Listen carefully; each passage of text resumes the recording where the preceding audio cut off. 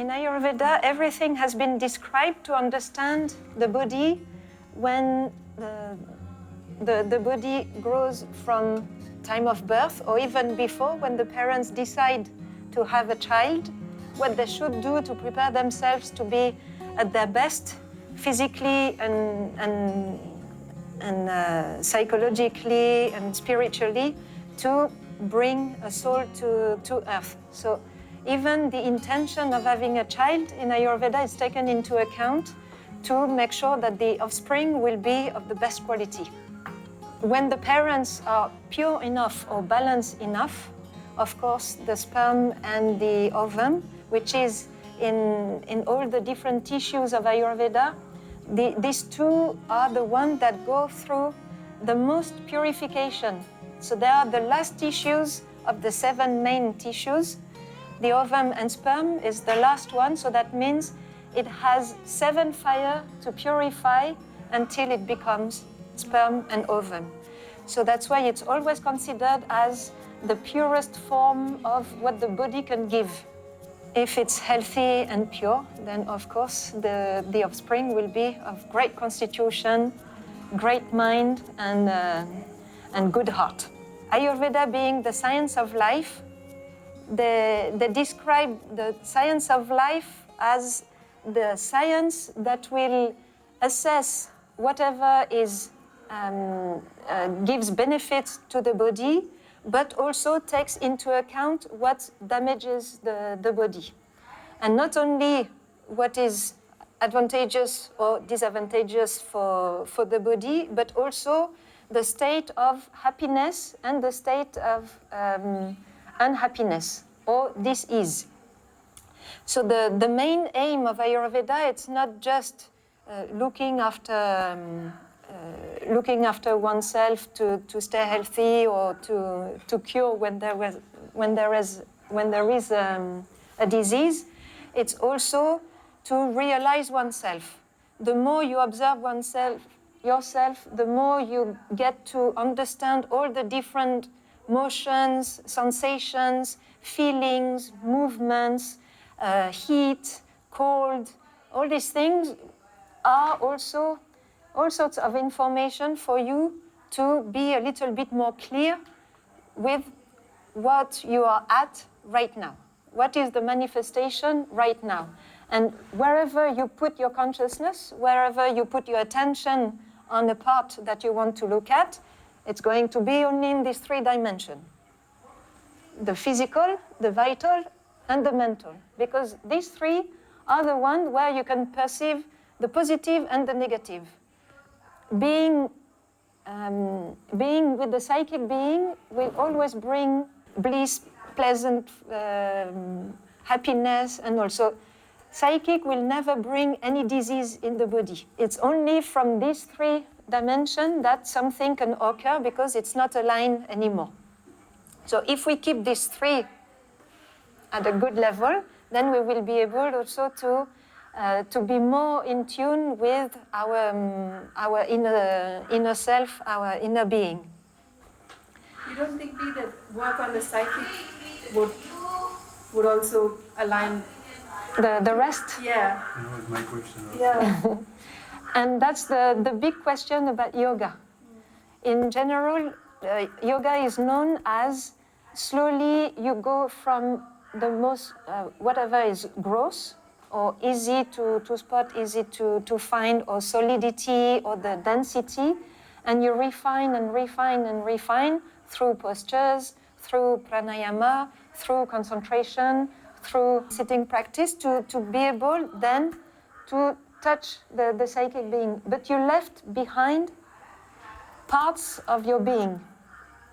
And the physical, if it's not looked after, it will be painful. The physical, there are things that are necessary that for the psychic it's not necessary. And this body needs to have a certain amount of food or fuel to be able to function. You can have the psychic being fully expressing itself, but you can have another part of the being that is left behind, not considered, and can decay. So everything has to be sensed, to be felt, and to be carried together. Because in this life, we took this body, we took this heart, and we took this mind to complete the Dharma, to complete the mission. So we can't leave behind something. Everything has to be considered. That's why the coming back to the matter and making the matter divine at its best will be the way to live a life divine. So everything needs to be considered. Otherwise, we would be born without body or without the mind or without. But no, the place of transformation is everywhere. So then we will have parts that are predominant in us, that we feel more in the physical, we feel more in the vital, we feel more in the mental, but it doesn't mean that the other parts are not also speaking. And we need to learn to listen to all these different feelings and movements. There are parts of you, of these three, where you feel more comfortable. And that's your state for this life, basically. If you are more mental and the physical is lean, or you don't like so much physical activities and all, you prefer to read, you prefer to listen, or to organize or whatever, it doesn't mean that you need to push your physical to become strong and bulky. No, it's not where is your strength, or where is your skills, or where is your asset. So the one that you feel most comfortable would be the easy part to deal with. So it's always something that is more fluid and more easy and prone to use whenever it's necessary. So then you just take advantage of this and do the most of it, and the rest just to maintain so it stays healthy and it stays well balanced. Where is the boundary between physical and vital? Because it seems to me that... That's where here we could have the concept of psychosomatic.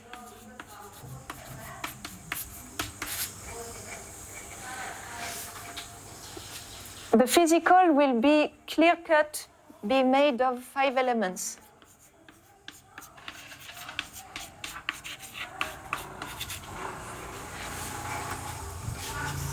With space, air, fire, water, and earth.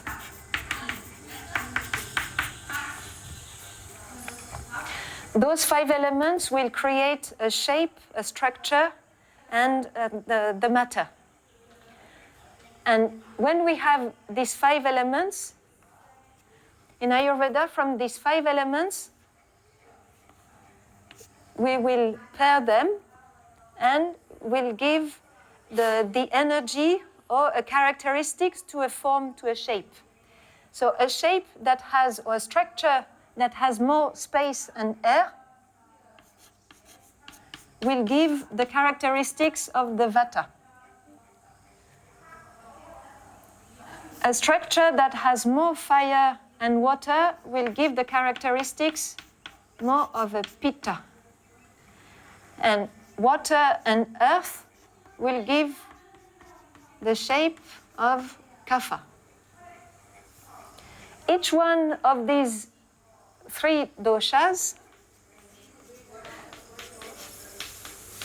the definition of dosha means the one that is aging or the one that is decaying.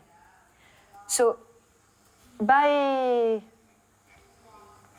birth, for now, we are made of substance that are decaying or aging. These Vata, Pitta, Kapha are never stable and fixed. They are constantly moving, constantly changing, constantly influenced by the external movement or by the internal movement of the feelings, the feelings, the emotions, or the way we think and the way we organize ourselves. So we are in constant movement. Everything is impermanent.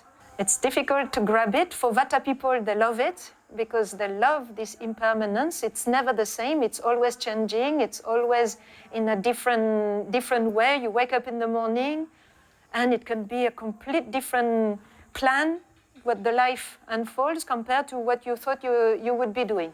Vata people love that. Pitta people will have a little bit of problem with this impermanence because they are fixed with an idea, they have an agenda, or they have an objective, and if the objective or the life takes them to a different way of producing or doing, then they will be cringing a bit. It will be difficult for them to accept this impermanence. Or the impermanence has to fit the way they want things to be. And the Kapha people don't really care, it's impermanent.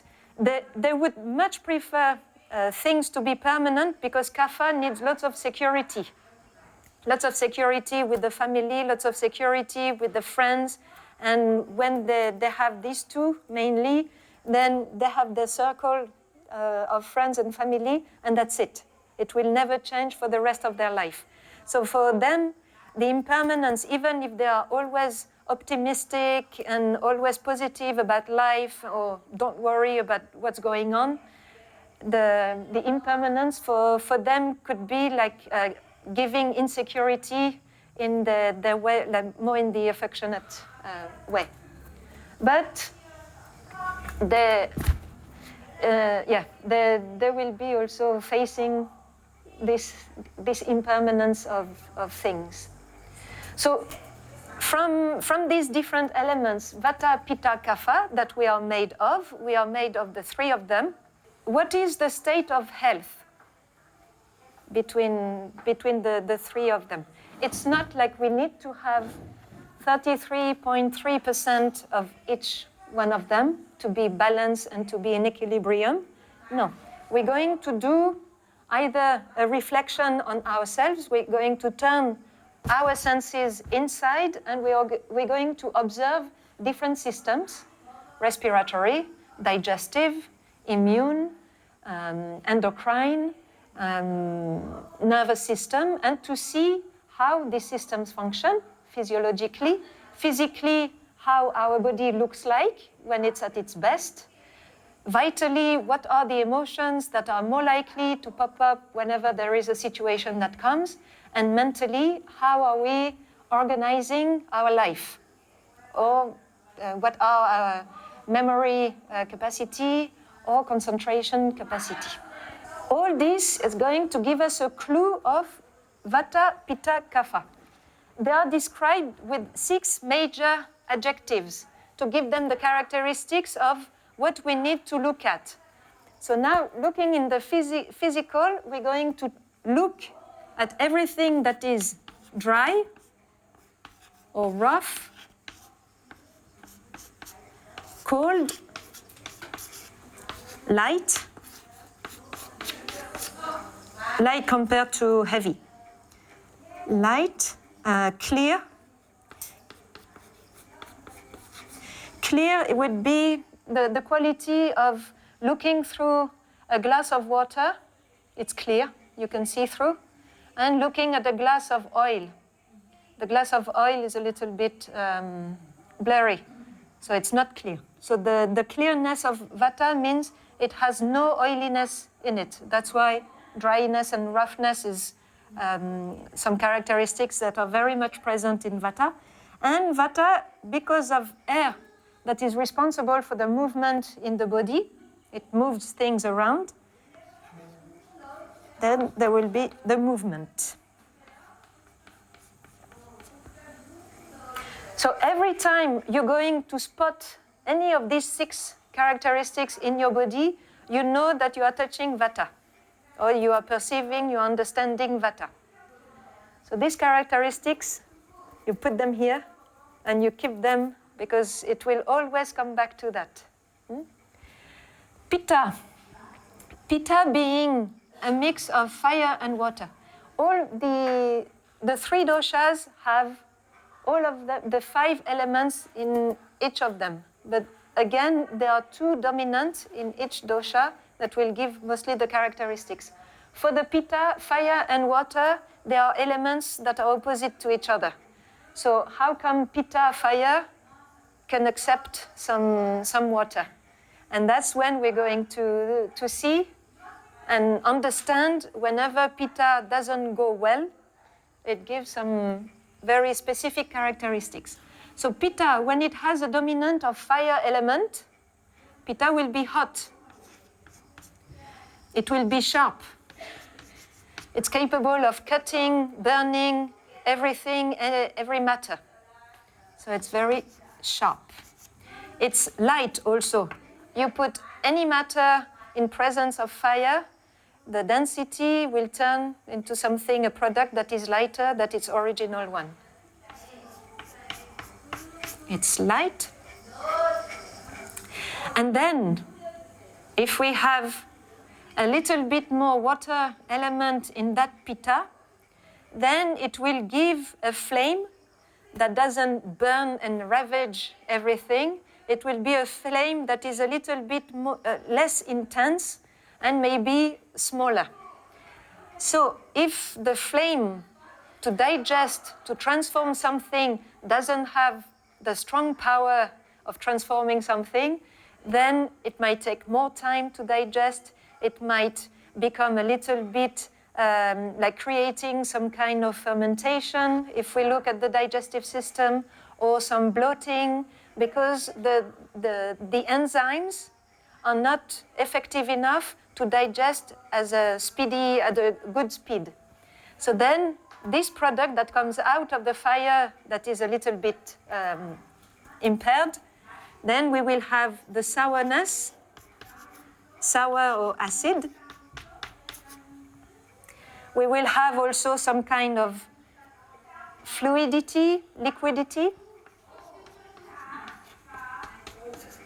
It becomes more, the juices are more liquid, so then they are diluted. So then the bile, for example, if the bile has more water element, then to be able to digest the food, it won't be strong enough to digest the food. So then it can create also a delayed digestion that comes and give indigestion, for example.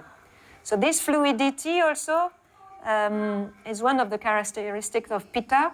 And the main one, when the water is dominant, it gives a strong body odor or a strong smell. That strong smell can be of two ideas. A healthy, good Pitta person can feel that the body smells really nicely. But another person coming next and say, whoa, did you have a shower today? Or did you just come out from sports? And the person said, no, just out of a shower. The Pitta people have a strong body odor naturally, and they don't smell themselves. It's only after doing exercise or whatever, when a Pitta person starts smelling its own body odor, then trouble comes. Because that means that there is some impaired fire into the body that creates a fermentation, and it creates a kind of, from fermentation, yes, compost thing in the body, coming out from the mouth, coming down from the other side, or from the pores of the skin, where the skin is digesting some toxin. Also, the sweat can be strong also.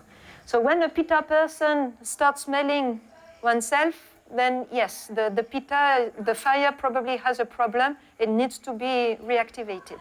Then we have Kapha with water and earth. So the characteristics of Kapha, water and earth are the heaviest elements in the group of 5. And so it's going to give the heaviness. Kapha is heavy, dense, stable.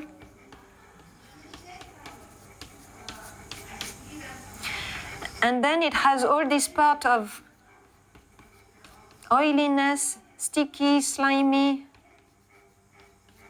viscous, and cold. Here there's also, like, for the fire to be able to burn at its best, it needs a little bit of oil also. So Pitta is slightly oily. You throw a little bit of ghee on the flame and the flame becomes bigger. So it needs a bit of fat, greasiness for the fire to burn properly. So here we have oily but slight. And a Pitta person will probably say slight holiness, but no, it's slight oiliness. They are the one that think they are enlightened, like they know much better than the others, and they feel, but they know. Enlightened, it's because they have fire dominant in them, so of course they know everything. So from this, how are we going to bring a good health? Because when you look at all these different adjectives, they don't look so appealing or so nice to look at and all, but they are necessary to make your body function well. One of the functions of Kapha, for example, it's to nourish and to lubricate.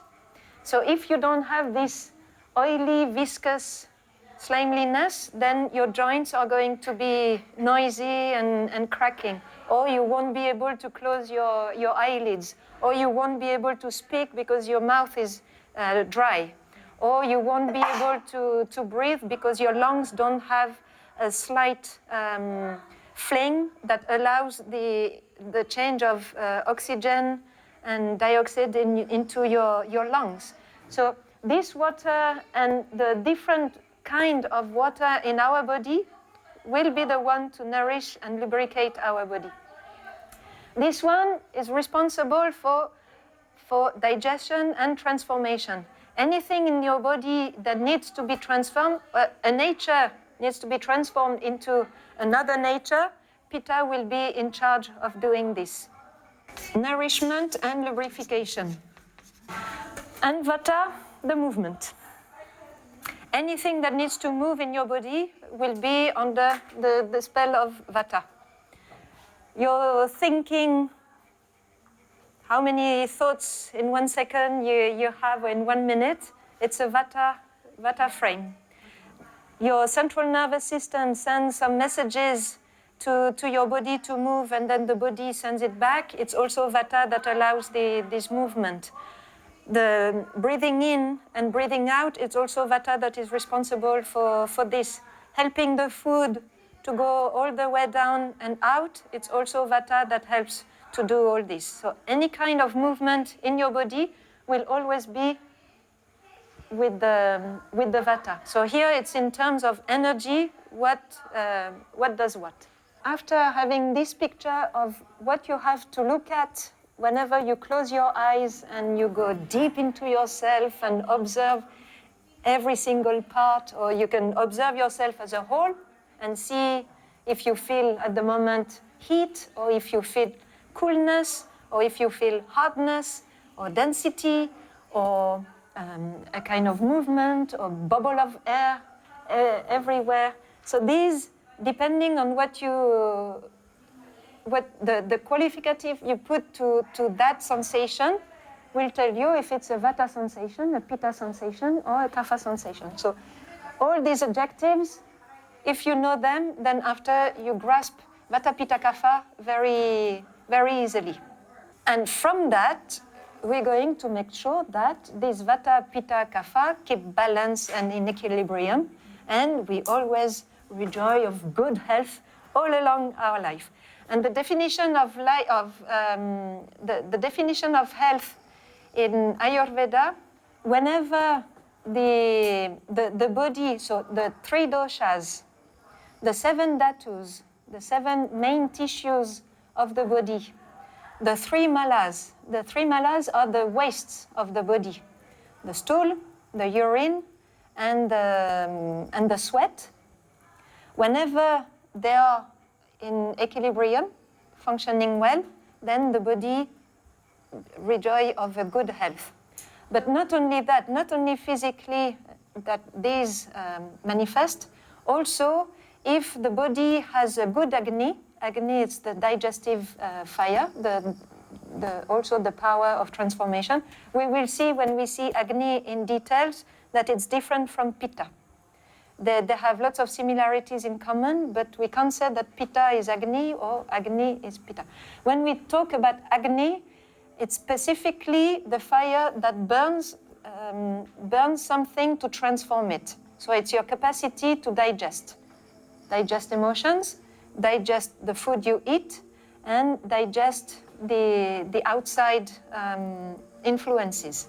When Agni also is balanced, so that means the appetite is normal, the digestion is also normal, and the evacuation of what is left over from the transformation is in balance, then we also have good health. And not only that, whenever the body, the senses, the five senses, the mind are aligned with the soul, that's how we benefit of the good health.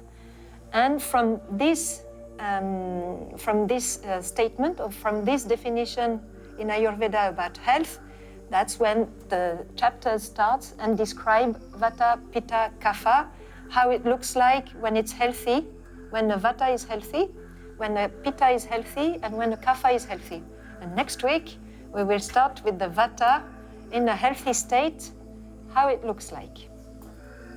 And probably Pitta also, if we have time to do also Pitta and Kapha.